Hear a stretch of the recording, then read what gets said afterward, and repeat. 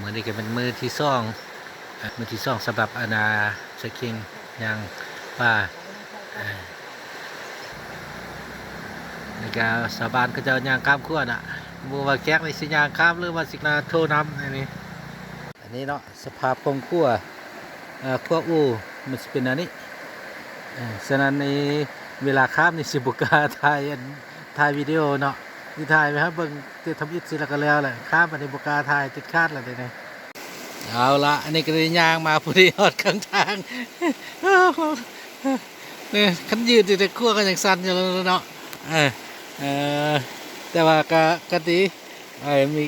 แบบประจนภัยแบบตื่นเต้นอันนี้ทางที่ว่าม้านี่นะมาก็ได้ซ้ำนี่ละ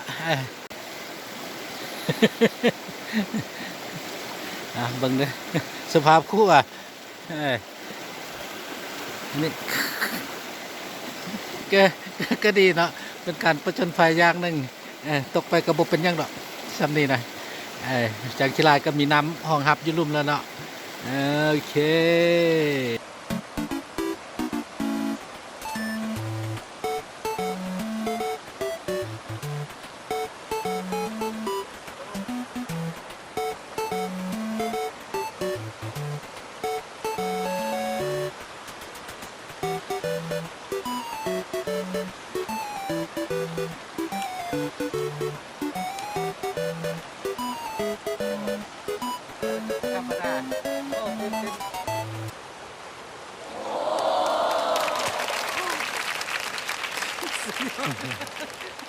ข้าจนสั้นมาฮอตใกล้ๆมาเนี่ยนะฟ้าหมดเลยบนหันครับอันนี้ก็เป็นการประจนภัยอย่างหนึ่งการท้าทายฉะนั้นบกาให้แคบข้ามมาทางนี้แคบมาสิข้าม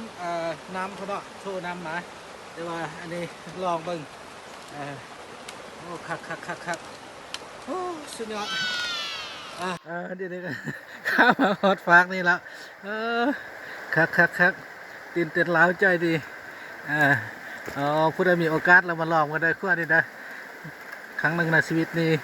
โอเคเลยนี่นะสิจะไปถ่ายกับคืนให้เบิ่งได้นี่นะกระสาวบ้านเนาะชาวบ้านบางคนก็จะกระบุกาข้ามขั้วเลยก็จะกระยางข้ามน้ำเอายางโทน้ำข้ามอันนี้เพื่อความนี่ขั้วข้ามเมื่อกี้เลยสุดลาวใจไป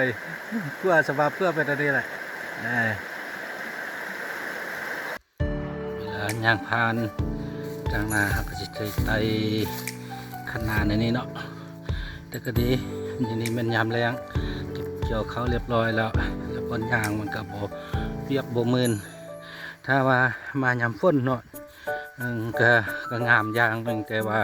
ทางยางมันก็สิมืนแล้วก็ไต่ขนาดสิก็ลำบากระหว่างทางยางก็มีป่าผักกูดนี่งามสิแวะเก็บผักกูดนี่กันนี่กำลังงามอ่อนๆงามนี่แต่ก็พอละอันนี้จะเก็บมาจำนวนหนึ่งนี่ครับขั้วสะมันห้อยกับเขาก็ดีกับแกมก็แซ่บทางยางจะเป็นอันนี้ทุ่งไห่ทุ่งนามีอันนี้เที่ยงนาเที่ยงไห่ที่เอามานี่ก็มีบอนกูดมะนาวข่าสไปควรทางยางจะเป็นอันนี้ตามทางยางก็เส้นสาวบ้านมาสอบคบห้ากินนะนี่จะเป็นเก็บไข่หรือว่าซ้อนทำนองนั่นแหละอยู่ตามธรรมชาติก็ห้ากินน้ำธรรมชาติเนาะพอได้เห็นได้ก็กินน้ำมานั้นก็ดีวิธีชีวิตของชาวบ้านชาวซองห้ากินตามธรรมชาตินี่แหละดีที่สุดบ่มีเคมีพระเจ้ามาเก็บไข่นี่ก็เป็นอาหารที่ว่าขึ้นชื่อลือชาโดยเฉพาะแล้วแม่นลวกหะบางนี่ไข่แผ่นเจียวบองนี่อาหารสุดยอดเลยอาหารประจำท้องถิ่น กลมเงยอยู่น้ำนี่แม่นละ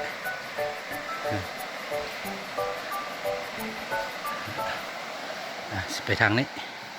นี่ไม้ปวกนี่ไม้ปวกนี่ลำใหญ่ใหญ่กว่าข้าคนอีกตึมตะกี้ก็จะเอาไม้อันนี้แหละมาเฮ็ดอันน่ะแอปเขาไปทางนี้ข้ามขั้วตัวนี้ปลูกมะเขือปลูกข้าวแล้วก็มียางพาราอยู่ด้านนี้เชียงไฮ้เชียงนาอันนี้เนาะธรรมศาสตร์บ้านนาเฮาแนวนี้นี่แหละหลังจากย่างจากบ้านนาลัน3 ชั่วโมงก็มาฮอดแล้วเนาะบ้านสาธารณสุขแบบอย่างบ้านนาโฮมแข่งน้องน้ำทากับบ้านนาโฮมโดย1กันเลยที่ 5ขึ้นมาเบิ่งทางในถึง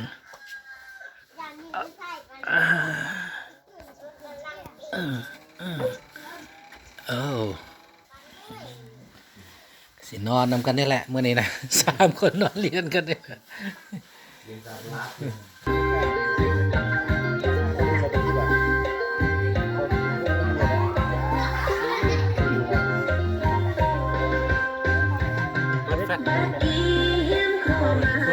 บ่ได้